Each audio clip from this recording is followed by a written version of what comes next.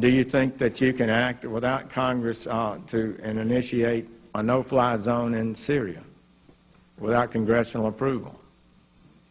You know, again, our goal would be to seek international permission, and we would come to the Congress and inform you and determine how best to approach this, whether or not we would want to get permission from the Congress. I think those are issues we would have to discuss as we decide what to do here. Well, I'm almost breathless about that, because what I heard you say is we're going to seek international approval, and they will come and tell the Congress what we might do, and we might seek congressional approval. No, well, I want to just say to you, that's a big dish. Wouldn't you agree? You've served in the Congress. Yeah.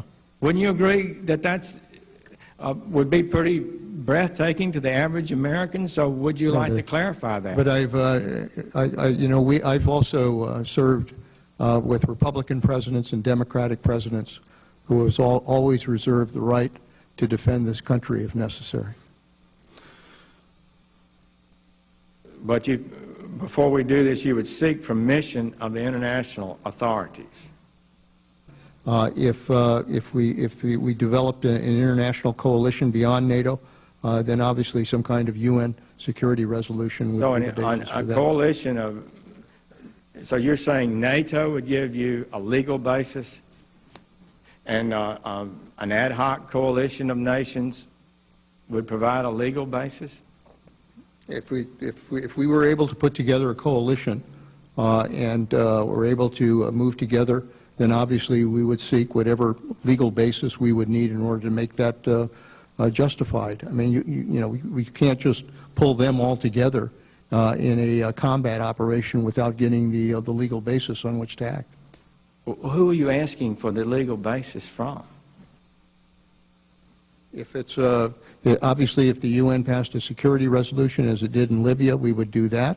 If NATO came together as we did in Bosnia, we would rely on that. So, you know, we have options here if we want to build the kind of international approach to dealing with the situation. Well, I'm for having an international support, but I'm really baffled by the idea that somehow an international assembly provides a legal basis for the United States military to be deployed in combat.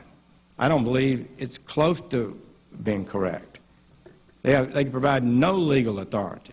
The only legal authority that's required to deploy the United States military is the Congress and the President and the law and the Constitution. Let me just for the record be clear again.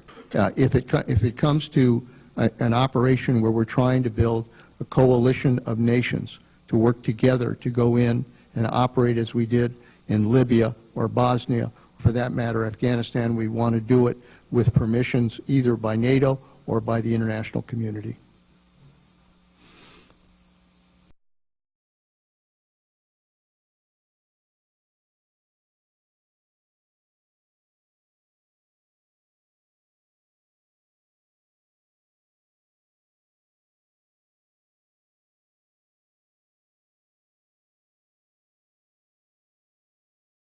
How do you stand on that now? Yes, I do. I want to stand by that comment I made. The reason I made the comment was as a warning. The reason I don't say those things lightly, Chris. You've known me for a long time. I was chairman of the Judiciary Committee for 17 years, or its ranking member. I teach separation of powers and constitutional law. This is something I know. So I got together and brought a group of constitutional scholars together to write a piece that I'm going to deliver to the whole United States Senate, pointing out the President has no constitutional authority to take this nation to war against a country of 70 million people unless we're attacked or unless there is proof that we are about to be attacked. And if he does, I would move to impeach him. The House obviously has to do that, but I would lead an effort to impeach him. The reason for my doing that, I don't say it lightly. I don't say it lightly.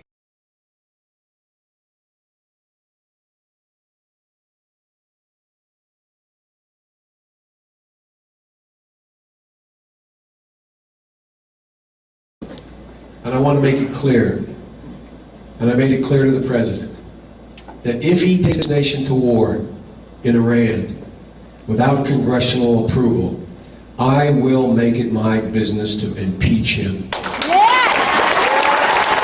That's a fact.